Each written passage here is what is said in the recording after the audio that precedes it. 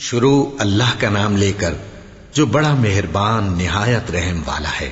وہ قادر مطلق جو ہر خامی سے پاک ہے، ایک رات اپنے بندے کو مسجد حرام یعنی خانہ کعبہ سے مسجد اقصی یعنی بیت المقدس تک، جس کے چاروں طرف ہم نے برکتیں رکھی ہیں، لے گیا تاکہ ہم اسے اپنی قدرت کی نشانیاں دکھائیں۔ بے شک وہ سننے والا ہے، دیکھنے والا ہے۔ اور ہم نے موسیٰ کو کتاب عنایت کی تھی اور اس کو بنی اسرائیل کے لیے رہنما مقرر کیا تھا کہ میرے سوا کسی کو کارساز نہ ٹھہرانا۔ اے ان لوگوں کی اولاد جن کو ہم نے نوح کے ساتھ کشتی میں سوار کیا تھا، بے شک نوح ہمارے شکر گزار بندے تھے۔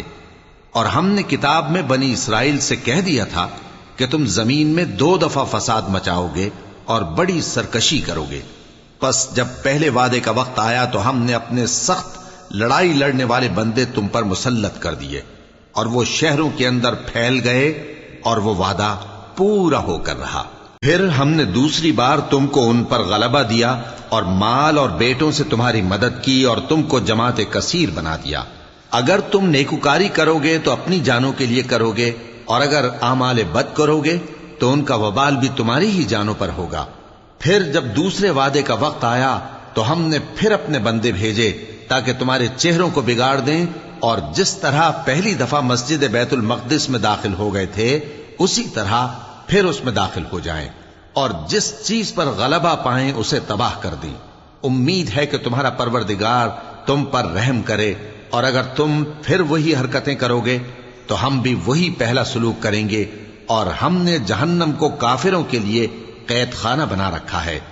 یہ قرآن وہ رستہ دکھاتا ہے جو سب سے سیدھا ہے، اور مومنوں کو جو نیک عمل کرتے ہیں بشارت دیتا ہے کہ ان کے لیے اجر عظیم ہے، اور یہ بھی بتاتا ہے کہ جو آخرت پر ایمان نہیں رکھتے ان کے لیے ہم نے دکھ دینے والا عذاب تیار کر رکھا ہے۔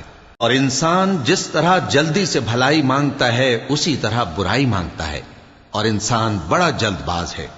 اور ہم نے دن اور رات کو 2 نشانیاں بنایا ہے، سو رات کی نشانی کو تاریک بنایا اور دن کی نشانی کو روشن، تاکہ تم اپنے پروردگار کا فضل یعنی روزی تلاش کرو اور برسوں کا شمار اور حساب جانو۔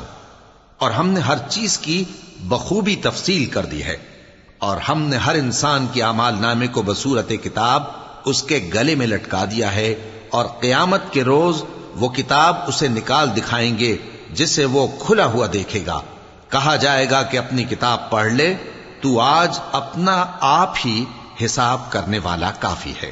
جو شخص ہدایت اختیار کرتا ہے تو اپنے لیے اختیار کرتا ہے، اور جو گمراہ ہوتا ہے تو گمراہی کا ضرر بھی اسی کو ہوگا۔ اور کوئی شخص کسی دوسرے کا بوجھ نہیں اٹھائے گا، اور جب تک ہم پیغمبر نہ بھیج لیں عذاب نہیں دیا کرتے۔